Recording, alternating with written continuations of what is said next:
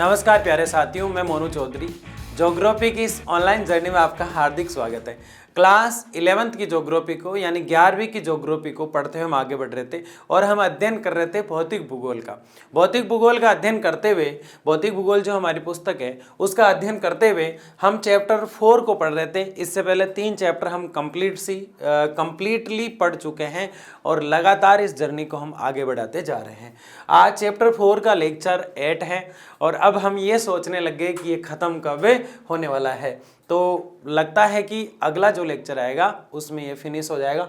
काफ़ी बड़ा चैप्टर है लेकिन थोड़ा हार्ड भी है, क्योंकि इस चैप्टर के अंदर हम महासागरों और महाद्वीपों का विवरण और वितरण पढ़ रहे थे, यानी महासागर और महाद्वीप कैसे बने। तो ज्योग्राफी तो सारी ही महाद्वीप और महासागरों पर ही टिकी हुई है, इसलिए ये चैप्टर बहुत गहन अध्ययन और गहन चिंतन से पढ़ना बहुत ज़रूरी हो गया था। तो आज क्या पढ़ने वाले हैं, आज हम जो है पूरी डिटेल के साथ जो हमारा चैप्टर है उसके अंदर हम ये देखेंगे कि भूकंप व ज्वालामुखी का वितरण क्या है। यानी भूकंप जो है और ज्वालामुखी जो है उनको हम डिटेल से पहले ही पढ़ चुके हैं कि भूकंप क्या होता है और ज्वालामुखी क्या होता है, उनका वितरण यानी वो किस तरह पूरे विश्व में फैले हुए उस पर चर्चा होगी। यानी मैं आपको ये बताना चाहता हूँ, जिसने 7 लेक्चर पढ़ लिए इस चैप्टर के उसको बस रीड करना है। आगे क्या करना है, सिर्फ रीड करना है, क्योंकि उन लेक्चर की ही बात वापस से इनमें होने वाली है। क्योंकि सिर्फ लाइन टू लाइन पढ़ने वाला है, लाइन टू लाइन हमें पढ़ना है ताकि कुछ भी छूटे ना। हम तैयारी 100 में से 100 की अगर कर रहे हैं तो सारी चीज़ें हमें पढ़ना पड़ेगा। तो भूकंप व ज्वालामुखी का वितरण किस प्रकार है इसकी चर्चा हम करेंगे। आप अंटार्कटिका महासागर के मध्यवर्ती भाग में देखेंगे। अंटार्कटिका महासागर को देखना, मैंने आपको महासागर पिछला जो हमारा लेक्चर था उसमें बताया मैंने 5 महासागर होते हैं। कितने होते हैं भाई? 5 महासागर होते हैं। और 5 महासागर की अगर हम बात करते हैं तो उसमें एक महासागर आता है अंटार्कटिका महासागर। कौन सा महासागर आता है? अंटार्कटिका महासागर। और सबसे बड़ा जो महासागर था उसका नाम था प्रशांत महासागर। उसका क्या नाम था? प्रशांत महासागर। एस आकार का दिखाई देने वाला अंटार्कटिका जो महासागर है के मध्यवर्ती भाग में आप देखेंगे। कहाँ देखेंगे? मध्यवर्ती भाग में आप देखेंगे तो आपको तटरेखा के समांतर ये अंटार्कटिका इस प्रकार आपको दिखेगा। तो आप तटरेखा के समांतर यानी कि तटरेखा जो इसकी तटरेखा इसके समांतर आप देखेंगे तो एक बिंदु रेखा आपको आपकी किताब में दिखाई देगी। देखना है किताब में ना, एक बिंदु रेखा दिखाई देगी। ये बिंदु रेखा आगे हिंद महासागर तक जाएगी। कहां तक जाएगी? हिंद महासागर तक ये तटरेखा आपको देखने को मिलेगी। भारतीय उपमहाद्वीप के आगे ये 2 भागों में बढ़ जाती है। पहले कहां से निकल रही है? अंटार्कटिका से निकल रही है। कहां से निकल रही है? अंटार्कटिका महासागर की तटरेखा के समांतरियों। ठीक है ना, ये अंटार्कटिका महासागर। इस तटरेखा के समांतर आप देखे जाएंगे तो आपको लगातार देखना है कहां तक? हिंद महासागर तक। कहां तक देखना है? हिंद महासागर तक। अंटार्कटिका की तटरेखा से देखना शुरू करना है और हिंद महासागर तक देखना है। आगे क्या कह रहा है? भारतीय उपमहाद्वीप के आगे, जैसे ये भारत आया, यहां से ये भारत आ जाएगा बीच में इस प्रकार से, ठीक है ना। यहाँ से आगे जब जाएंगे ना, यहाँ से आगे जब जाएंगे तो ये 2 भागों में बढ़ जाती है। ये जो लाइन थी ये 2 भागों में बढ़ जाती है। कितने भागों में बढ़ जाती है? 2 भागों में बढ़ जाती है। 2 भागों में बढ़ के एक तो म्यांमार की तरफ और गिनी की तरफ चली जाएगी। देखिए ये रेखा पूर्व में अफ्रीका की और दूसरी म्यांमार की ओर चली जाएगी। यानी पहली रेखा तो किस तरफ चली जाएगी? अफ्रीका। चली कहाँ से? अंटार्कटिका से हमने देखा चल रही थी, फिर आई हिंद महासागर, फिर भारत के इस क्षेत्र से 2 भागों में बट गई। कितने भागों में बट गई? 2 भागों में। एक तो अफ्रीका की तरफ चलेगी और दूसरी म्यांमार की तरफ चलेगी। किस तरफ चलेगी? म्यांमार की तरफ चलेगी, म्यांमार की तरफ चलेगी। न्यू गिनी में एक ऐसी रेखा से मिल जाती है। म्यांमार की तरफ जो गई वो न्यू गिनी जैसे आता है, न्यू गिनी स्थान पर एक और रेखा आ रही है, इससे मिल जाती है। इसमें भूकंपीय मेखला को दिखाया गया। ये क्यों कर रहे हैं हम? अंटार्कटिका से चला रहे बेचारी रेखा को। कहां से चला रहे? आपको याद हो जाना चाहिए क्रम, और कुछ भी नहीं पूछा जाता एग्जाम में। सिर्फ ये पूछा जाएगा कि जो भूकंप की मेखला है उसको समझे। तो अंटार्कटिका से चलती है एक तटरेखा के समांतर लाइन चलती है। अंटार्कटिका जो महासागर है उसके तटरेखा जो है उसके समांतर एक रेखा चलती है, हिंद महासागर से निकलती है और हिंद महासागर के आगे जो भारत के आसपास जाके 2 भागों में बढ़ जाती है। एक अफ्रीका की तरफ चली जाती है, एक म्यांमार की तरफ चली जाती है और न्यू गिनी में एक ऐसी रेखा से मिल जाती है। कौन सी? एक शाखा इधर वाली। भाई ये रेखा निकली अंटार्कटिका महासागर से, तटरेखा से निकल रही है, हिंद महासागर पे आई, यहाँ से इधर और इधर दो भागों में चली गई, एक अफ्रीका की तरफ चली गई, जाने दो उसको, जहाँ जाए अपन को क्या करना उससे। दूसरी न्यू गिनी की तरफ चली गई, न्यू गिनी स्थान की तरफ जाएगी म्यांमार होते हुए, म्यांमार जाएगी, म्यांमार से न्यू गिनी जाएगी, और न्यू गिनी पर जो है एक और रेखा आएगी, उससे मिल जाएगी। ये भूकंप मेखला है और कुछ भी नहीं है। बताओ हार्ड है क्या? कुछ भी हार्ड नहीं है। भूकंप की मेखला है, मेखला का मतलब क्षेत्र, मेखला का मतलब क्या है? यहाँ भूकंप का क्षेत्र बताया है। अब बार बार क्या बताऊंगा आपको, है ना। आगे बढ़ते हैं। भूकंप कम गहराई आदि करे, भूकंप ज्यादा कहाँ आता है और कम कहाँ आता है? क्षेत्र नहीं पूछ रहे हैं ना, पहले कहाँ या चीन में, अब ये बातें नहीं कर रहे हैं, पढ़ चुके हैं भूकंप को, बहुत डिटेल से पढ़ चुके हैं। मध्य महासागरीय कटक पर, यानी भूकंप ज्यादा गहरा कहाँ आता है और ऊपर ऊपर कहाँ आता है? तो मध्य महासागरीय कटक, महासागर के अंदर दो पहाड़ों के बीच जो घाटी होती है उसको हम कटक कहते हैं। वो बर्फ की भी हो सकती है, वो कैसी भी हो सकती है, वो कचरे की भी हो सकती है ना। तो कटक पर उद्गम कम गहराई पर, वहां भूकंप जल्दी आ जाता है, क्योंकि वो तो ऑलरेडी नीचे है। पहाड़ी के अंदर जो पहाड़ बने हुए हैं उनके बीच में घाटी टाइप जो कटक बना हुआ है, उस कटक की बात कर रहे हैं, तो वो तो ऑलरेडी नीचे है, तो वहां तो गहराई की ज्यादा जरूरत ही नहीं है, थोड़ी सी देर में भूकंप आ जाता है।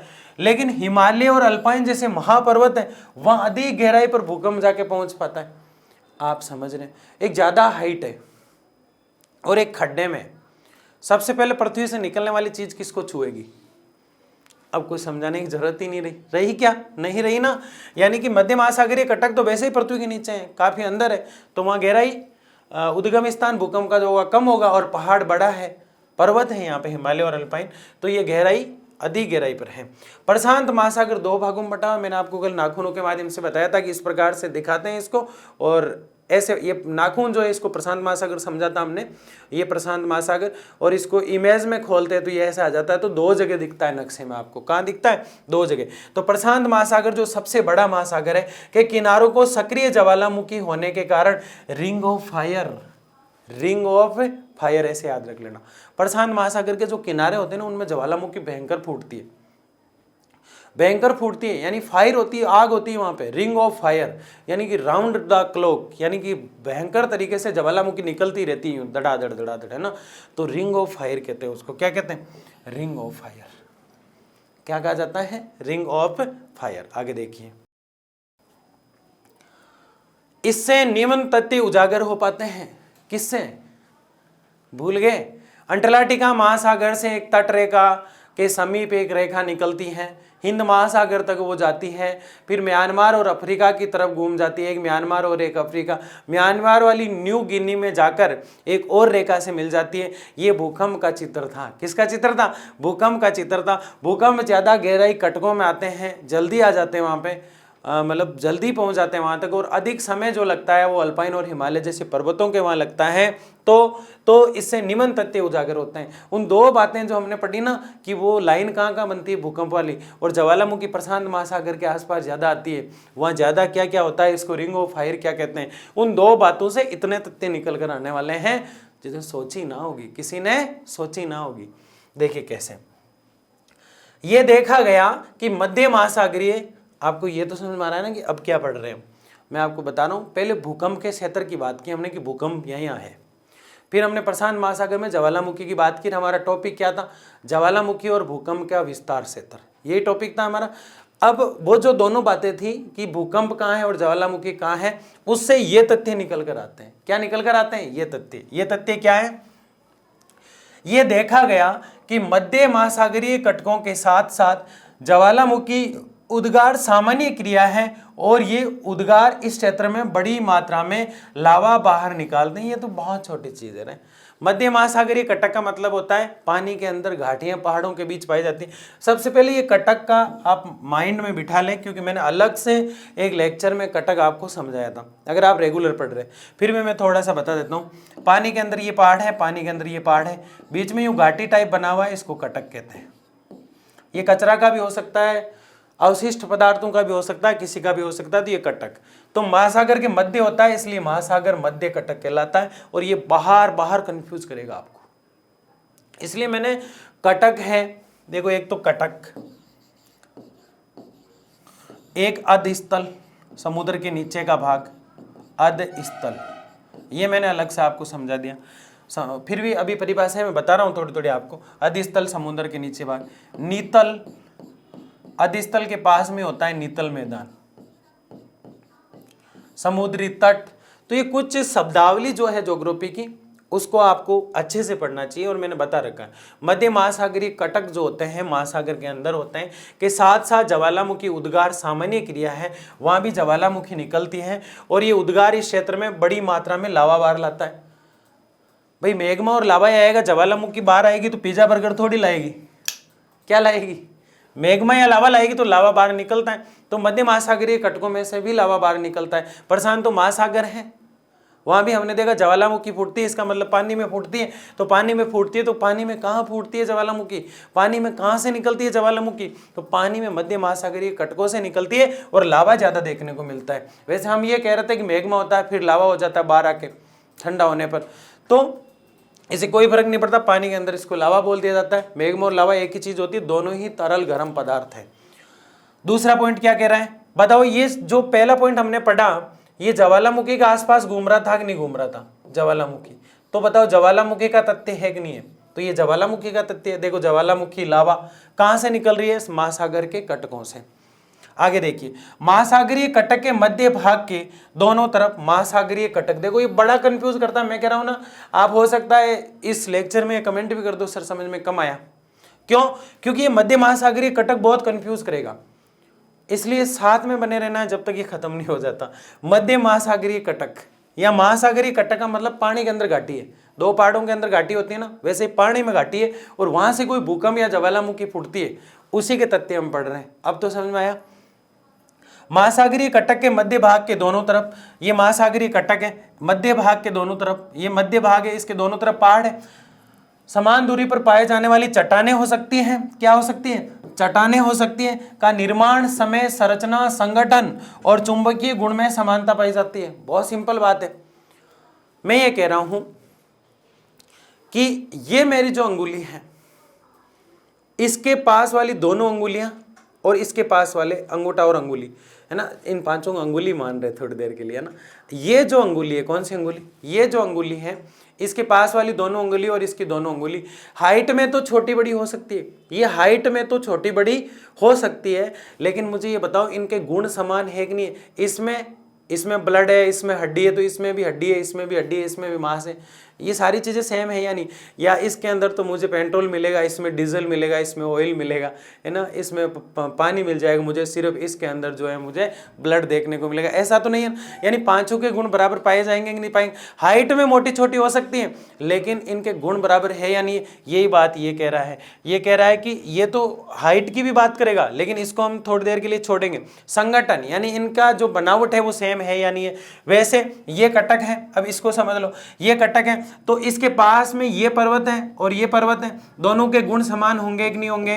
दोनों की आकृति जो है वो जिससे बनी है वो पहाड़, पर्वत, जो पत्थर है वो समान होंगे कि नहीं होंगे?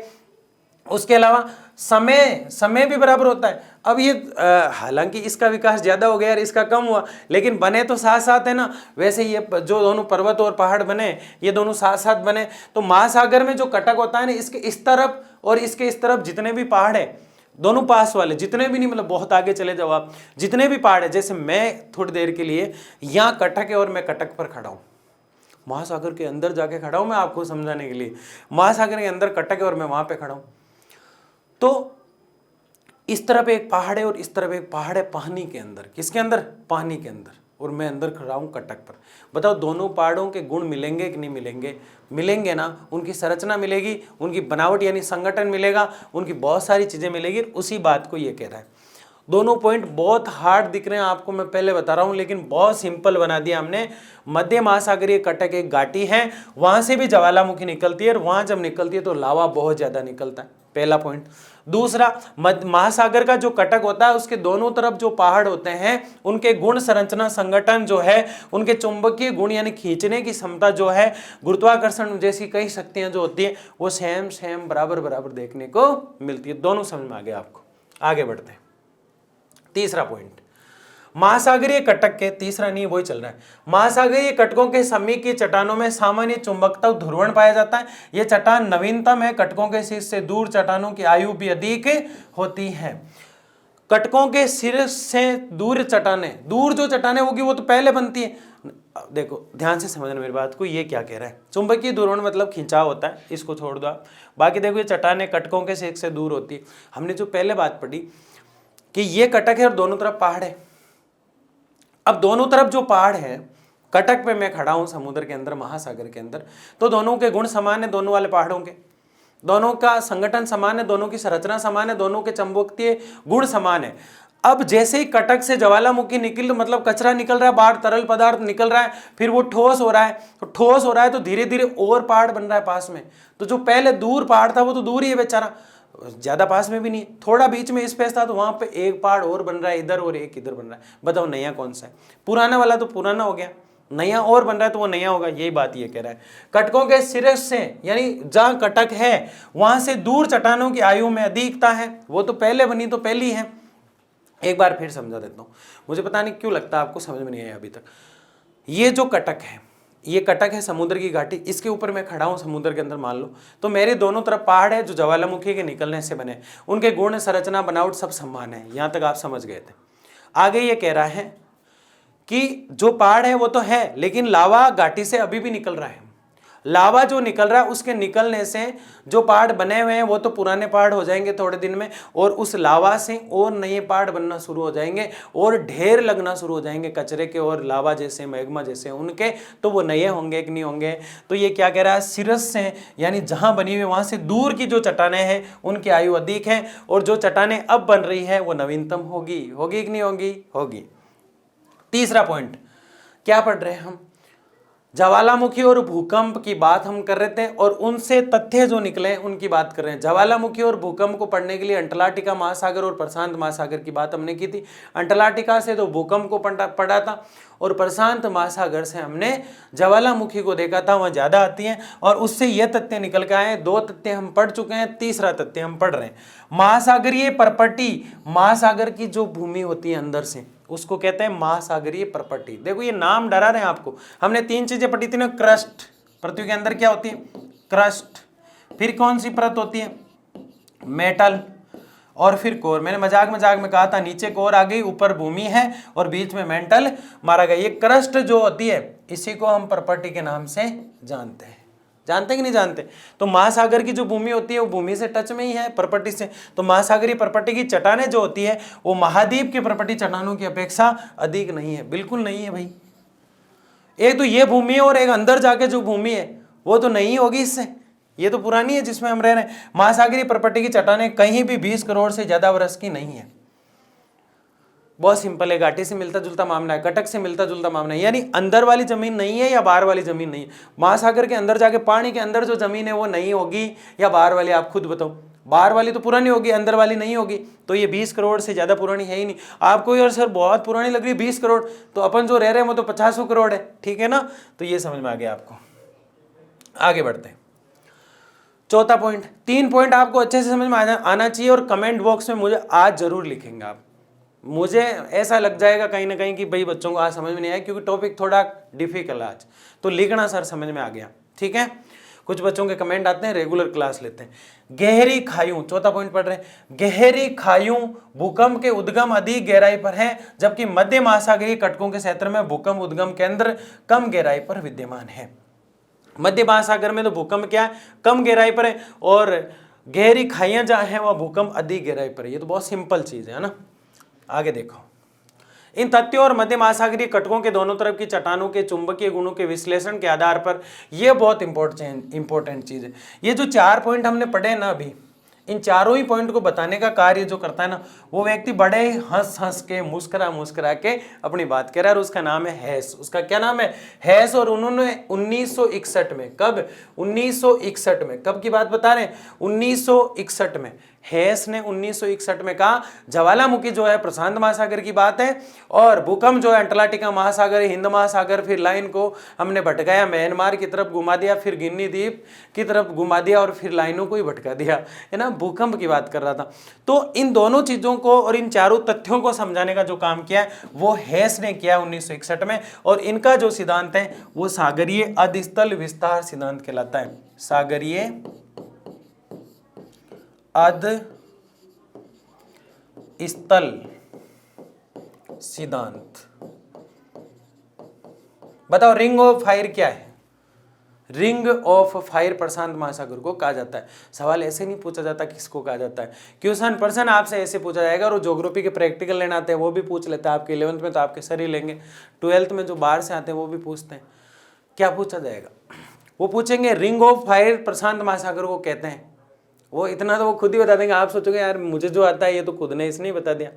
फिर वो पूछेगा प्रशांत महासागर को रिंग ऑफ फायर तो कहते हैं, लेकिन क्यों कहते हैं? क्योंकि वहाँ ज्वालामुखी ज़्यादा आती है। दो कटकों के मध्य जो प्रॉपर्टी होगी वो पृथ्वी की प्रॉपर्टी से नई होगी या पुरानी होगी, यानी जमीन जो होगी वो नई होगी, ऊपर वाली पुरानी होगी। एक पॉइंट तो ये था हमारा। दो पर्वतों के बीच में कटक बना हुआ है, यानी घाटी बनी हुई है। उस कटक के इस तरफ और इस तरफ जो पर्वत है उनके पास में और लावा निकलने से दो पर्वत बन रहे हैं। तो पहला वाला पुराना होगा या नया वाला पुराना होगा? पहले वाला पुराना ही है, नया वाला नवीन है।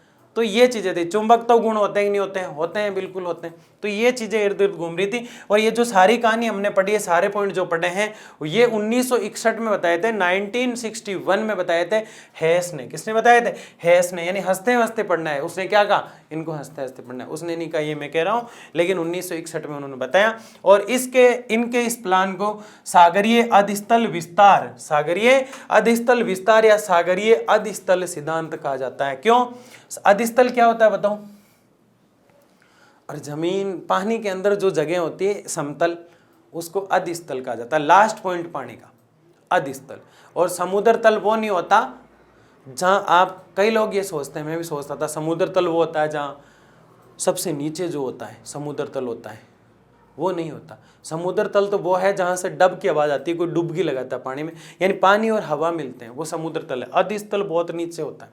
इसके पास ही होता है नितल, और फिर होती है कटक। तो ये ज्योग्राफी की शब्दावली है जिस पर हमने कई बार चर्चा की, के नाम से जाना जाता है। आगे देखिए, हेस ने तर्क अनुसार महासागरीय कटकों के शीर्ष पर, देखो ये नाम मैं आप बार बार क्यों कह रहा हूं कि आज आपको थोड़ा गटपटा लग सकता है, क्योंकि इसमें नाम देखो ज्योग्राफी के बड़े ही कठिन नाम आ रहे हैं। कटक मतलब घाटी है, शीर्ष मतलब पहाड़, इस घाटी की ऊंचाई, ये देखो यहीं बना देता हूं मैं, ये घाटी थोड़ी ऊंची होती है ना, घाटी की ऊंचाई, ये क्या है? शीर्ष। ज्वालामुखी यहां से, इस घाटी में से, इसको दोबारा बनाते हैं ना ताकि बहुत अच्छे से समझ में आ जाए आपको क्या बना रहे हैं। देखो ये एक पर्वत है, ये भी एक पर्वत है, और यहां ये घाटी है इस प्रकार से, और ये तीनों ही पानी के अंदर है। किसके अंदर है? पानी के अंदर। ये पानी, ठीक है, ये पानी जहां है ये समुद्र तल है, समुद्र तल, ठीक है, समझ में आ गया। जहां लास्ट इसका पॉइंट है इसको अधस्थल कहते हैं, अधस्थल, ठीक है ना। अब आपके वो पहाड़ ऊपर उठा हुआ क्या? नहीं, टच ही है, इस इमेज में ऊपर दिखाई दे रहा है आपको, है ना। यहाँ जो होता है कुछ खड्डे वड्डे जो होते हैं उनको नीतल के नाम से जाना जाता है, नीतल, ठीक है। अब क्या कर रहे हैं हम? अब जो ये चीज देख रहे हैं हम, कटक मतलब ये घाटी जो है इसको घाटी ना कहकर कटक कहते हैं। इसका जो ये बिंदु है इस प्रकार से ऊपर उठा हुआ, यहां से पृथ्वी के अंदर से, यहां से जो ज्वालामुखी निकलेगी, क्या निकलेगी? ज्वालामुखी, ज्वालामुखी। अब ये जो ज्वालामुखी निकली इससे एक पहाड़ और बनेगा, यहाँ पे एक पहाड़ और बनेगा यहाँ पे। अब बताओ नवीन कौन सा होगा? नवीन तो ये होगा, और ओल्ड यानी पुराना कौन सा होगा? ये होगा। ये नवीन होगा और ये ओल्ड होगा। ये हमने पिछले पॉइंट में पढ़ा। अब ये क्या कह रहा है? शीर्ष पर लगातार ज्वालामुखी निकलती है तो महासागरीय प्रॉपर्टी में विभेदन होता है। यहाँ से ये फूटती रहती है धीरे धीरे, यहाँ से विभेदन होता है और नया लावा इस दरार को भरकर महासागरीय प्रॉपर्टी को दोनों तरफ धकेल देता है। पहाड़ दोनों तरफ धकेल दिए जाते हैं, महासागरीय प्रॉपर्टी दोनों तरफ धकेल रहा है। इस प्रकार महासागरीय अधस्थल का निर्माण होता है। धीरे धीरे स्थल आकृति बनने लग जाती है। जैसे ये पहाड़ था पानी के अंदर, ये घाटी थी, लावा आता ही गया, बढ़ता ही गया, फिर आता ही गया और ये अधस्थल बन गया। बढ़ा नहीं बढ़ा, जमीन टाइप दिखने लग गया। दोनों पर्वतों के बीच में घाटी और बढ़ गई। अब आपको घाटी बढ़ गया, सिर्फ अंदर से लावा निकल रहा है पृथ्वी के अंदर से, तो वो घाटी बराबर हो गई। बराबर जैसे ही घाटी हुई तो पहाड़ों के ऊपर समतल स्थान दिखने लग गया। समतल स्थान दिखने लगा तो ये अधस्थल हो गया। तो अधस्थल का विस्तार ऐसे हुआ। बताओ पूरा चैप्टर हम पढ़ने वाले हैं, पूरा चैप्टर खत्म होने को आया है, तो महासागर और महाद्वीप कुछ कुछ ऐसे आए समझ में, नहीं आए, बताना मुझे, है ना। आगे देखते हैं।